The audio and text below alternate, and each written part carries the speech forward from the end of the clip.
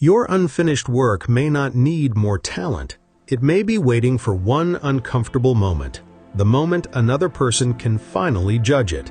That is why you can spend 6 hours polishing something and still avoid the button that takes 2 seconds to press. The proposal gets another revision. The application needs a stronger opening. The video needs one more edit. Because you are working, the delay looks responsible, but the work never has to meet reality. Today, I want to give you a practical way to finish without becoming careless. Before this video ends, you will build a release line. 4 decisions that tell you what this version must do, when improvement should stop, who should see it, and what happens next. Choose one unfinished thing while you listen. We are going to move it within the next 24 hours. Part 1. The beautiful hiding place. There is a reason perfectionism is difficult to recognize. It rarely looks like fear. Fear says, do not try. Perfectionism says, try harder before anyone sees.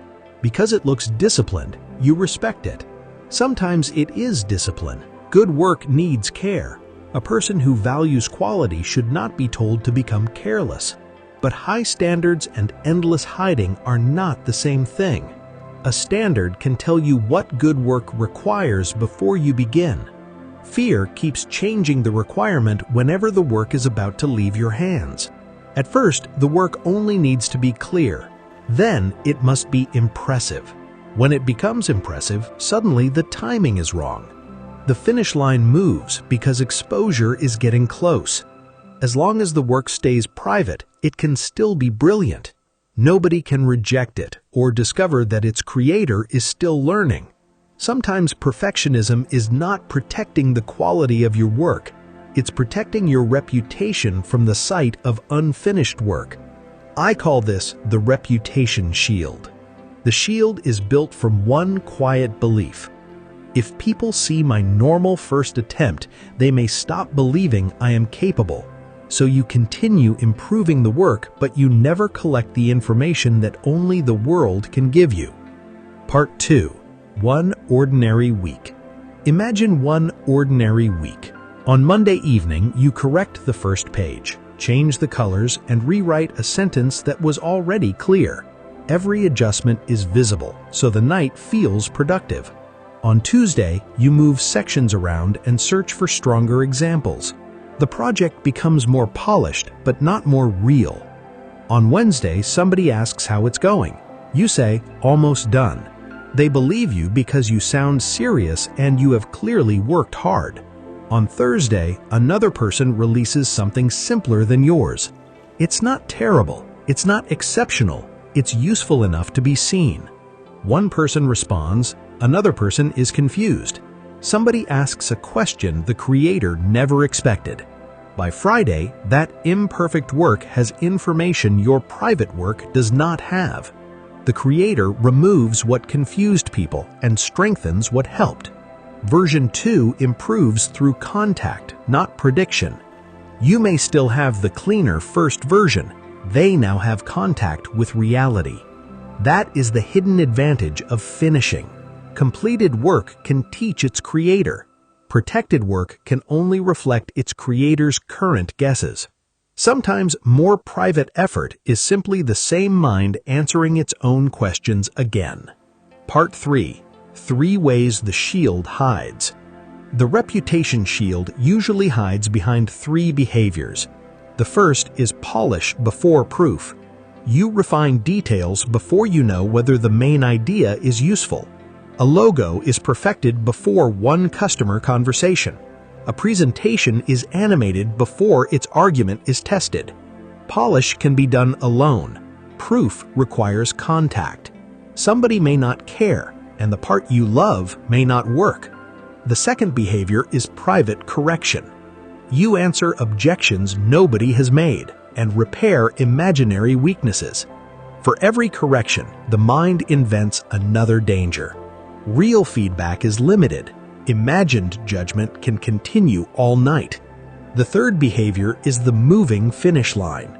Every time the work reaches the standard, a new one appears, not because the job changed, because being seen is one step away. you can expose the difference with 2 questions. What exact problem will one more revision solve? And what am I afraid this version will make people think about me? The first question protects the work. The second reveals what the work has been asked to protect. Maybe you fear looking inexperienced. Maybe people call you talented, so a normal first attempt feels embarrassing. Those feelings deserve honesty. They do not deserve permanent control of the finish line. If this is describing something you have lived, name the thing in the comments with 1 word: draft, application, business, video, or your own word. Don't explain it yet. Just stop letting it remain invisible. Part 4. The fix. Build a release line. The answer is not careless work. People resist this conversation because they think the only alternative to perfectionism is mediocrity. It is not. The alternative is a better improvement system. Perfectionism asks imagination to predict what the world will value. Progress collects information, then uses your standards to respond. To make that practical, build what I call the release line. The release line is where this version becomes useful enough to meet reality. You build it with 4 decisions. Decision 1. Define the job. Write 1 sentence. This version only needs to help this person do this thing. Not impress everyone, not prove that you are talented, not represent your full potential. For a proposal, the job may be to make 1 decision easy. For a video, to make 1 idea memorable. For a difficult message, to tell the truth without attacking. When the job is clear, many beautiful details become optional. Decision 2. Set 3 must-haves. Choose only 3 conditions this version must meet. It must be accurate, it must be understandable, and it must give the other person a clear next step. Your 3 may differ, but they must be testable. It should feel perfect, and I should feel ready are not conditions. Feelings move with fear. If the work meets the job and the 3 must-haves, it has reached the line. Decision 3. Choose the exposure. Decide who will see it and what you need to learn. Choose 1 colleague, customer, trusted friend, or small public post. Make it real enough to produce information and small enough to remain manageable. Do not ask, "Is this good?" Ask something the work can answer. Where did you lose interest? What was unclear? Would this solve the problem? What would stop you from using it? Limit the repair 1 repair window before the feedback arrives. 45 minutes, 1 evening, 1 focused revision. Correct what prevents the job. Save other ideas for version 2. Then release it. Without a repair limit, 1 useful comment can create another week of hiding. The release line does not lower your standards. It gives your standards a job and an ending. If you want more videos that give you a practical fix, not only motivation, liking this video tells me to keep building them this way. And subscribe if you want to work through the next invisible break with us. Part 5. Reality is information, not a verdict. The method feels uncomfortable because it removes the beautiful excuse. You receive evidence about the version you actually made. That evidence is not a verdict on your ability. It is material for the next decision. Suppose the response is disappointing. The opening was confusing. The offer was too broad.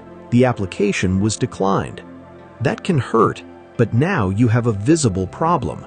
Visible problems have edges. They can be changed and tested again. The private fear, maybe I am not good enough, has no edges. Suppose the response is better than expected. Somebody understands. A small opportunity opens.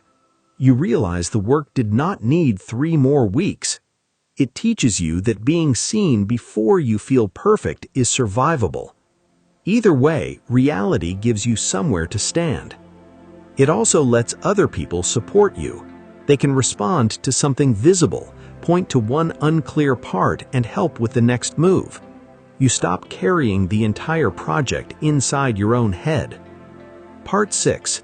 What capable people really looks like. There's a deeper reason capable people get trapped here.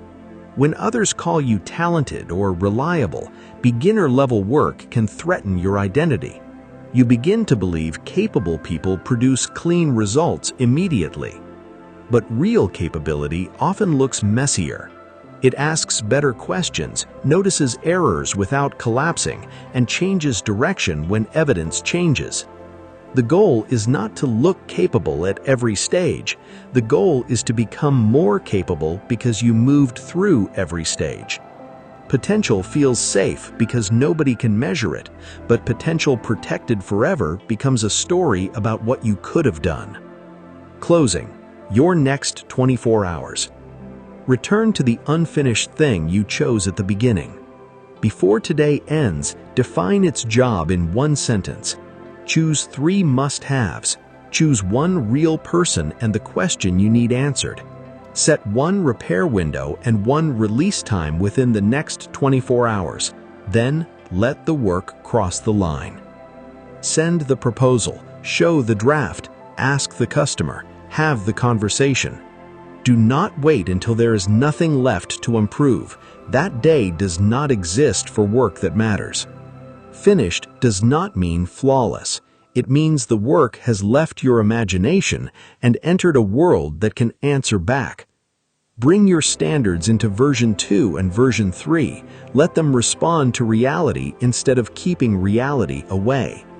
Complete the comment you started. Tell me what you are releasing and the first step you will take. For example, proposal, send it to 1 client by 6 p.m.